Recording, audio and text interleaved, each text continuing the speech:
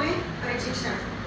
खेलों में प्रशिक्षण का सामान्य अर्थ तो ये होगा कि जो प्रशिक्षण शब्द है चला तो शुरू से आ रहा है, लेकिन हमारे लिए यहाँ प्रशिक्षण वो चीज़ मानी जाएगी कि बच्चे में जो क्षमता है उसको सर्वोत्तम तक लेके जाना, और वो भी आसानी के तौर पे।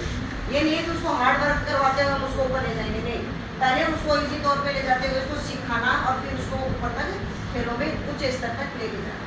तो इसमें सबसे पहला है हमारा शक्ति, कि हमारी मांसपेशियों के द्वारा अधिकतम जो क्रिया की जाए वो क्या होगी, हमारी शक्ति होगी। इसलिए समय जो तीन चीजें आएंगी, शक्ति, गति और सहन क्षमता और लचक। ठीक है, पूरे शरीर में यही चीजें हैं कि शक्ति कहाँ यूज होती है, गति जो है वो कैसे होगी, लचक है वो कैसे होगी।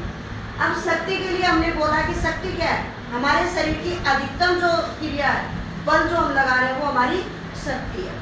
अब शक्ति को हमने दो प्रकार से बांटा था, गतिशील शक्ति और स्थिर शक्ति।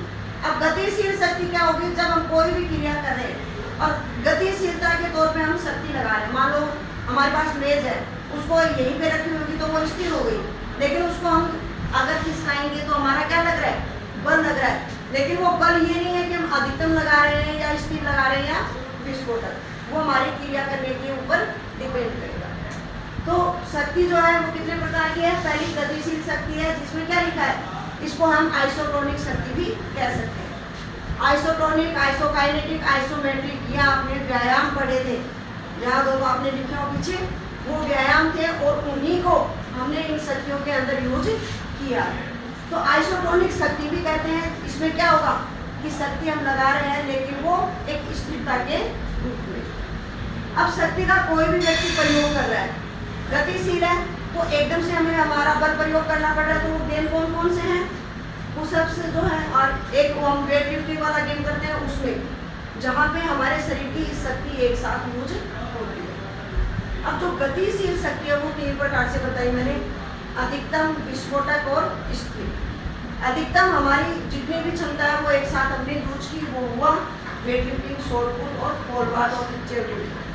क्योंकि इसमें अगर हमारी जितनी क्षमता वो नहीं लगाएंगे तो हम इनमें पीछे रहते हैं। साथ ही विस्फोटक शक्ति, विस्फोट आपने देखा होगा, कोई भी चीज़ फटती है तो एकदम से फटती है। तो जो भी गेम हम लेंगे उसमें हमें ये देखना पड़ेगा कि हमारा गेम कैसा है। अब 100 मीटर दौड़ है, उसको हम तो ये नहीं कह सकते पहले स्लो चले फिर फास्ट हो, नहीं, उसमें जितनी क्षमता है वो हमें एक साथ लगानी पड़ेगी ताकि हम उसमें आगे आ सकें। तो विस्फोटक शक्ति का प्रयोग हम सबसे ज़्यादा किसमें करते हैं, 100 मीटर दौड़ में है, 200 में है, और साथ में पोल वॉल्ट।